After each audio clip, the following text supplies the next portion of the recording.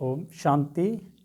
आज 9 दिसंबर 2022 की मुरली मंथन सुनते हैं। आज बाबा ने मीठी लाइन में कहा कि कहाँ पर हो,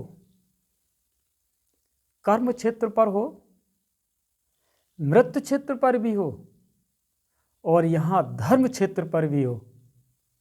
बाबा साकार क्षेत्र में पर भी हो आप बच्चे।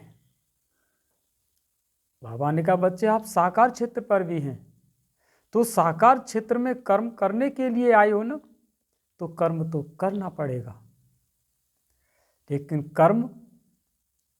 कर्म करना ये तो आत्मा जब शरीर में है कर्म तो करेगी, लेकिन आत्मा का स्वधर्म क्या है और हमें कर्म कैसे करने हैं।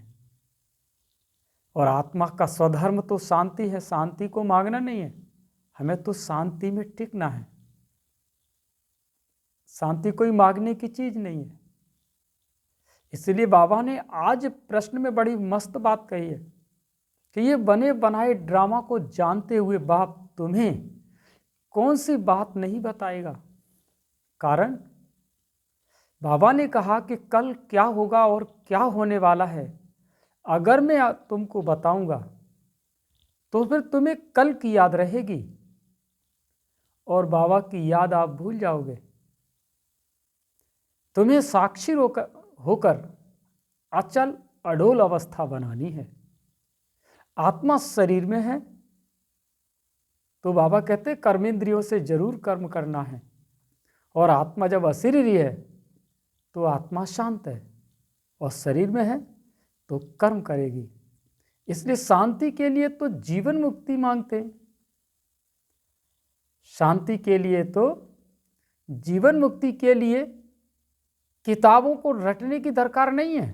वो तो बात मन को बस जच जाए, ज्ञान के तराजू से बुद्धि को बात जच जाए, बस योग लग जाएगा।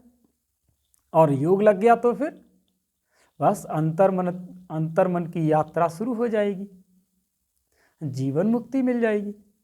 इसके लिए ढेर की ढेर किताबें पढ़ने की दरकार नहीं है। शांति तो बाबा कहते बच्चे शांति तो शांति धाम में मिलेगी, और वो तो किताबों में ढूंढते हैं।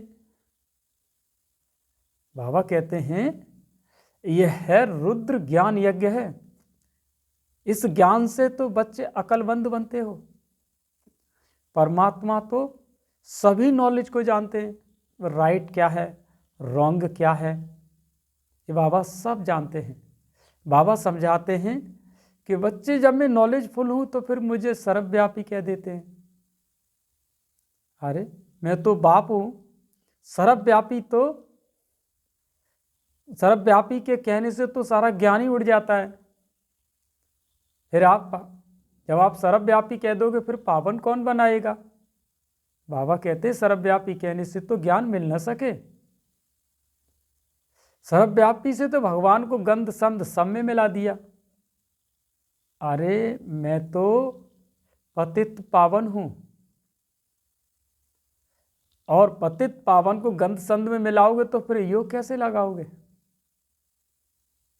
योग भी नहीं लग सकता। हरिद्वार में रहो और वहां पर हरिद्वार में रहने से, गंगा आदि नहाने से पाप नहीं कटते। वो तो वहां के रहने वालों के तो बिल्कुल ही पाप कट जाए। बाबा कहते हैं मैं तो मनोकामना पूर्ण करने के लिए साक्षात्कार कराता हूं। आप जिसकी भी पूजा करते हो ना, चाहे गणेश की हो, चाहे हनुमान की हो, चाहे इत्यादि किसी की भी हो, मैं उसकी भावना के द्वारा ही मैं आपको साक्षात्कार कराता हूं। तो वो समझते हैं कि परमात्मा इन सब में है, इसीलिए उन्होंने मुझे सर्वव्यापी कह दिया। सब कुछ उल्टा कर बैठे। लेकिन बाबा ने विशेष ध्यान देने योग्य बात कही कि बाबा को याद करने से जो बाबा के गुण हैं वो बच्चों के अंदर आएंगे, और बाबा जहां रहते हैं उस स्थिति को याद करेंगे, उस स्थिति में रह करके याद करेंगे, तो बाबा जहां रहते शांति धाम में तो वह शांति धाम में चले जाएंगे। और बड़ी गहरी बात बाबा कहते हैं कि पतित पावन ब्रह्म नहीं हो सकता, वापिस कोई परम धाम में जा नहीं सकता।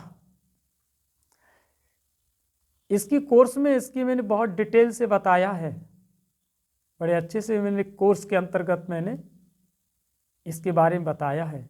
बाबा कहते हैं देवता तो 84 जन्म लेते हैं, लेकिन बाबा ने कहा कि बच्चे घर पर रह कर के बाप को याद करो, लेकिन प्रजा नहीं बना पाओगे। इसीलिए सन्यासी लोग तो आत्मा को तो निर्लेप कह देते हैं, इससे तो अजारकता भी फैल सकती है। गहरी बात बाबा ने कही, जो ज्ञान में अचल अडोल होंगे वो बैठे बैठे शरीर को छोड़ देंगे, फिर कर्मातीत अवस्था में जाकर के वो सर्विस करेंगे। आज के वरदान में बाबा ने कहा कि पवित्रता सिर्फ ब्रह्मचर्य नहीं, मनसा में भी किसी के प्रति नेगेटिव संकल्प नहीं हो, अपवित्रता खंडित न हो, और पवित्रता का फाउंडेशन इस शरीर रूपी इस मंदिर के अंदर मैं आत्मा पवित्र आत्मा हूं, विराजमान आत्मा हूं।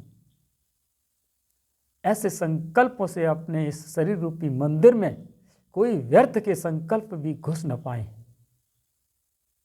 आज का स्लोगन में बाबा ने कहा कि अपने भविष्य को स्पष्ट देखना व जानने के लिए संपूर्णता की स्थिति में स्थित रहो। अच्छा, ये था आज की मुरली का मंथन। ओम शांति।